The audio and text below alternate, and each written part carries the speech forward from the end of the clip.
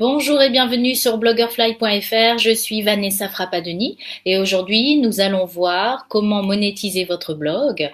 C'est une série de lives que nous faisons sur Facebook et aujourd'hui le sujet plus précisément de comment monétiser son blog, c'est de comment trouver des lecteurs pour son blog. Alors comment trouver des lecteurs, ça paraît évident qu'il faut trouver des lecteurs pour notre blog afin de le monétiser. Si personne ne vient lire nos articles et si personne ne prête attention à notre blog, c'est un peu comme s'il était inexistant et comme s'il servait uniquement de journal intime. J'attends que quelques personnes se connectent et je vais passer tout de suite. Hop. Voilà. Oh.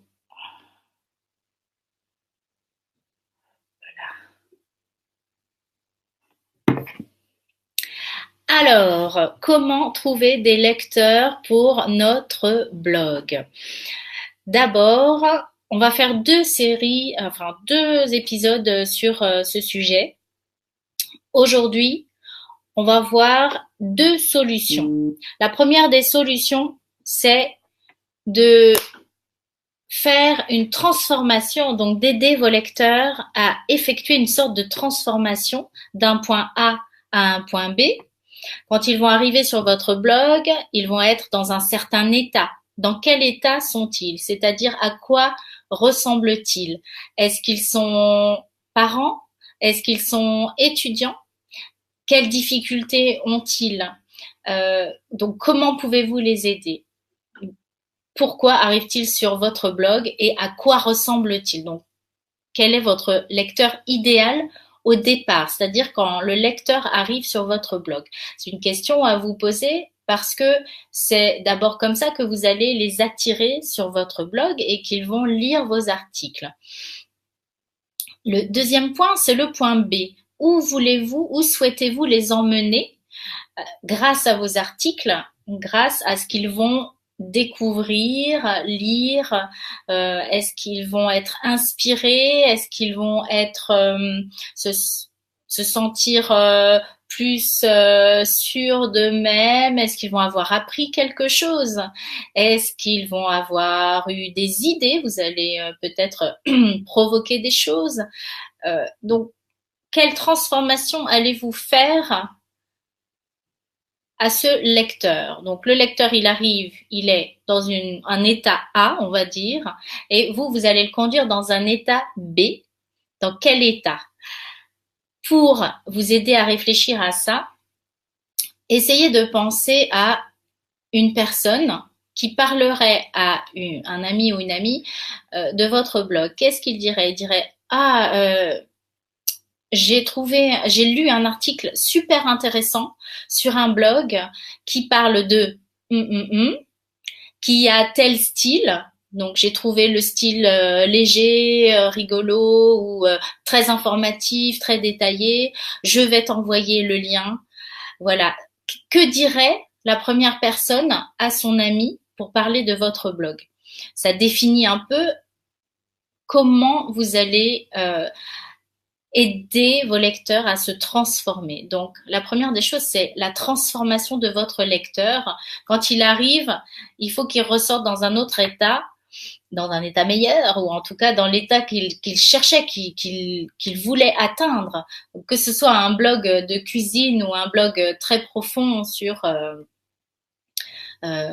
comment arriver à se sortir de la dépression ou des choses un peu plus, on va dire, sérieuses. Hein, ça peut être un blog léger, mais ça peut être un blog plus sérieux. Il faut que vous arriviez à imaginer votre lecteur. Vous allez écrire encore mieux parce que vous allez préciser. Donc, l'article, vous allez l'écrire pour ce type de lecteur et pas pour toute la planète entière. Plus vous allez préciser, plus vous allez réussir cette fameuse transformation de votre lecteur. Une autre astuce pour vous aider dans cette transformation, donc il y avait d'imaginer l'histoire d'une personne qui raconterait à une autre ce qu'il a lu sur votre blog et pourquoi il a aimé, etc. Et une autre question que vous pouvez vous poser, c'est quels seraient les mots ou les phrases clés pour décrire votre blog? Vous diriez quoi? Si on vous dit tu as un blog? Oui, j'ai un blog. Ça parle de voilà. Il faut que vous arriviez à décrire exactement qu'est-ce que vous faites et pas juste à dire ah je fais un blog cuisine. C'est trop général un blog cuisine. Vous faites quoi? Vous proposez des recettes, vous mettez des vidéos avec des tutos pour vous vous aider les gens à écrire des livres. Par quels moyens? Comment ça se passe? Est-ce que ce sont des petits billets légers? Est-ce que vous avez carrément des grands articles qui sont comme des leçons? Donc voilà, essayez de voir quels sont les mots ou les phrases clés qui vous aident en fait à décrire votre blog. Donc ça, c'est le premier. Bonjour, qui est là? Il y a quelqu'un qui regarde? Oui, hello, je ne sais pas qui vous êtes. Quel est votre prénom? Dans quelle ville êtes-vous? Alors, la première chose donc pour vous aider à trouver des lecteurs, c'est de le définir en fait. Donc c'est là, et puis de définir sa transformation du point A au point B. La deuxième des choses, ça sera la viralité de votre contenu. Quand vous allez écrire un article, l'article il peut être partageable ou pas trop partageable, on va dire. Les articles qui sont les moins partagés, hormis les mauvais articles, ce sont des articles qui sont très détaillés, très fouillés, très précis, peut-être même très techniques. Ce sont des articles en général qui sont longs, qui ont beaucoup de contenu sur un sujet très précis. Donc ce sont des articles qui ne sont pas légers.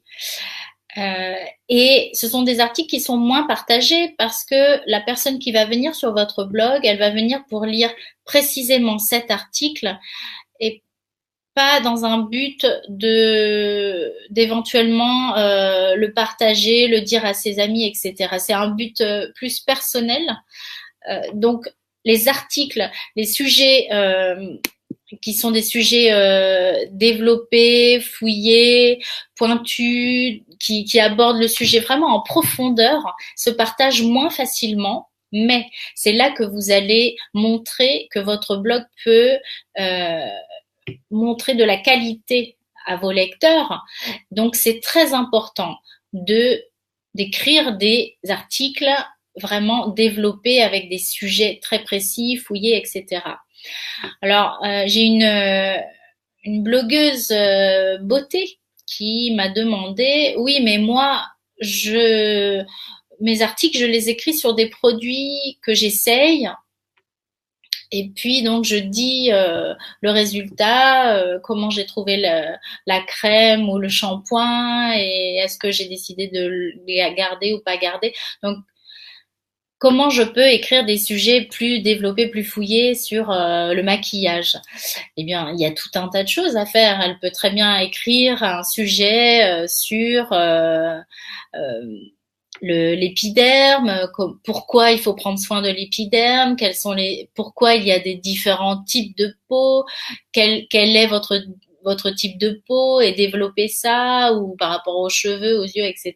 Ou par exemple par rapport à la carnation, donc est-ce que les peaux plus claires ou les peaux plus foncées ont des spécificités en termes de maquillage, pourquoi ou par rapport aux couleurs, etc. Ce sont des articles plus précis, c'est pas des articles sur des crèmes et des produits, mais ce sont des articles donc qui sont quand même recherchés, par exemple sur Google, on peut rechercher ma peau est comme ceci, comme cela, et atterrir sur son site.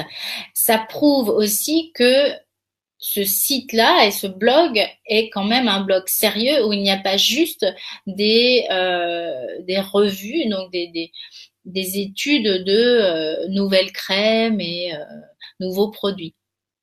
Donc ça, c'est la première sorte d'article que vous allez pouvoir écrire. Donc des articles qui sont très fouillés, voilà, développés en profondeur.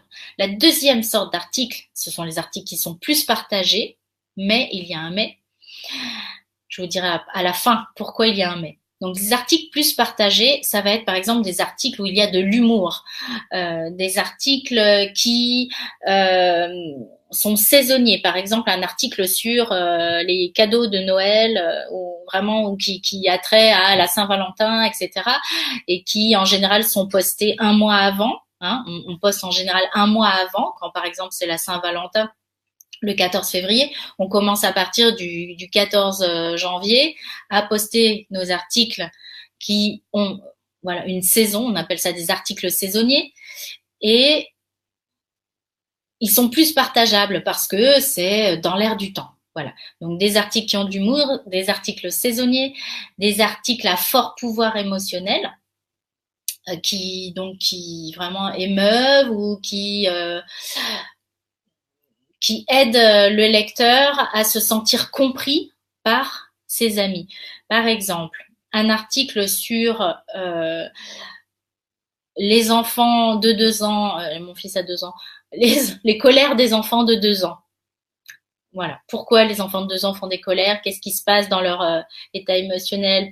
À quelle étape de leur développement ils en sont, etc. Ce sont des articles à fort pouvoir émotionnel parce que souvent les parents ne savent pas quoi faire, pourquoi ça se produit et qu'est-ce qui se passe. Tout à coup, à 2 ans, l'enfant fait des colères et comment faire pour calmer ses colères et pour l'aider à grandir au mieux. Donc, ces articles-là se partagent aussi beaucoup. Donc, il y a l'humour, il y a les articles saisonniers, il y a les articles à fort pouvoir émotionnel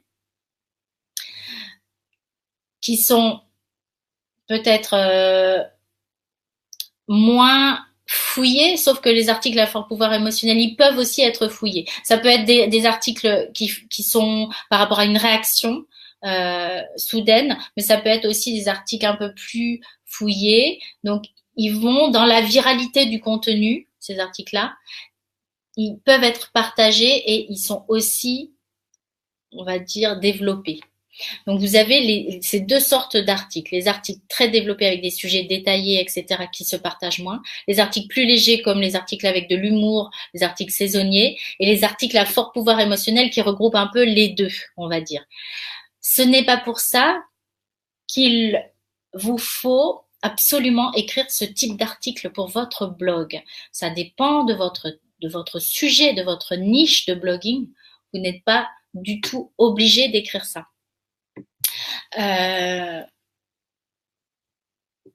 Hey, hello Rakesh, ça va?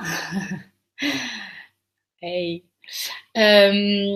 Donc, pour vous aider à trouver plus de lecteurs, on a vu qu'il va falloir définir votre lectorat, définir aussi la transformation que vous voulez d'un point A à un point B. Vous voulez que votre lecteur ressorte de votre blog comment? Parce que si vous arrivez à lui permettre cette transformation, il va revenir sur votre blog, il va parler de votre blog, il va partager vos articles et il va vous suivre. Donc, ça va vous aider à avoir plus de lecteurs. Déjà, lui, il va revenir et en plus, il va peut-être partager ou en parler autour de lui. La deuxième chose, c'était la viralité de contenu. On ne fait pas des articles pour qu'il y ait de la viralité, parce que vous pouvez très bien, par exemple, écrire un article avec un super titre très catchy, ouh là là, tout le monde va cliquer dessus, et puis par contre, le contenu, il est nul, ou alors le contenu est très très très drôle, et tout le monde se le partage, mais est-ce que c'est ça que vous voulez pour votre blog? Et après, comment monétiser ça? C'est un peu difficile. D'abord, il faut, moi je pense, écrire des articles vraiment avec du sujet détaillé qui vont former un peu votre librairie de ressources qu'ensuite vous allez pouvoir partager et repartager et publier, republier au fil du temps et même sur de nombreuses années. Si votre contenu il est toujours valable d'année en année, vous allez pouvoir le réutiliser sous différentes formes, pas seulement sous forme d'article. Vous allez peut-être pouvoir, à partir d'un article de blog, faire podcast ou créer une vidéo, créer un infographique.